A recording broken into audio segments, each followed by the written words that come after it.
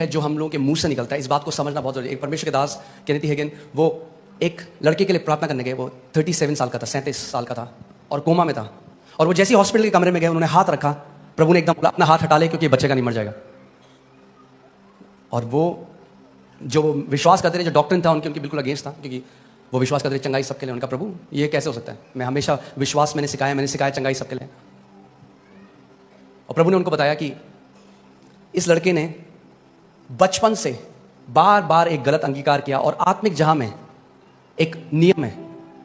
अगर मैं आपको समझाऊं सरल भाषा में, तो आत्मिक जहां में एक समझ लीजिए एक बड़ा सा व्हील है, एक पहिया है। और जब आप किसी बात को लगातार कन्फेस करते हो, वो पहिया घूमने लग जाता है, उसको गति मिल जाती है।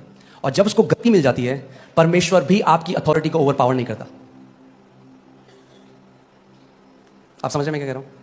और प्रभु ने कहा अगर ये जिंदा होता, अगर ये कोमा के बाहर होता तो ये ठीक हो जाता। और फिर उन्होंने उसके भाई से कंफर्म किया। उसने कहा बिल्कुल सही बात है। जब ये छोटा था तब से ही कहता था मैं 40 साल तक जिंदा नहीं रहूंगा। पता नहीं क्यों कहता था, अगर हम भी बोलते रहे कि आप हर बार बोलता रहता था। कैंप में गए हम, वहां पे भी कहता था मैं 40 साल नहीं देखूंगा अपने जीवन में। 37 में ही डाइड। पिता ने कहा मैंने इसको वापस घर बुला लिया। वो वापस प्रभु के पास गया। मगर हम हर चीज परमेश्वर पे नहीं डाल सकते। हमारी भी एक रिस्पॉन्सिबिलिटी है पुत्रों की तरह। आप समझ रहे हैं? हमें अपने अधिकार को समझना है, अपनी जिम्मेदारी को समझना जरूरी है कि आपकी एक जिम्मेदारी है। नीति वचन 18:21 में लिखा है जीव के वश में मृत्यु और जीवन दोनों होते हैं, और जो उसे काम में लाना जानता है वह उसका फल भोगेगा। जीव के वश में मृत्यु और जीवन दोनों है। आपकी जीव के वश में मृत्यु और जीवन दोनों है।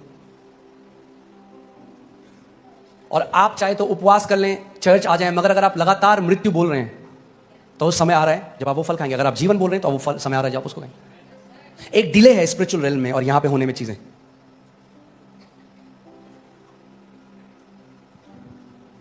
इसीलिए जो डोमिनियन है वो हमारी लाइफस्टाइल होनी चाहिए। एक बारी में नहीं होता।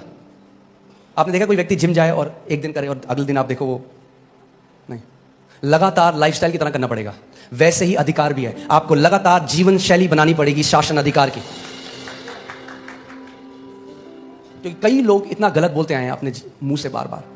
आपको पता है दुष्ट आत्माएं वेट कर रही हैं कि आपके मुंह से गलत वर्ड निकले और वो उन वचनों को इस्तेमाल करें आपके विरोध में।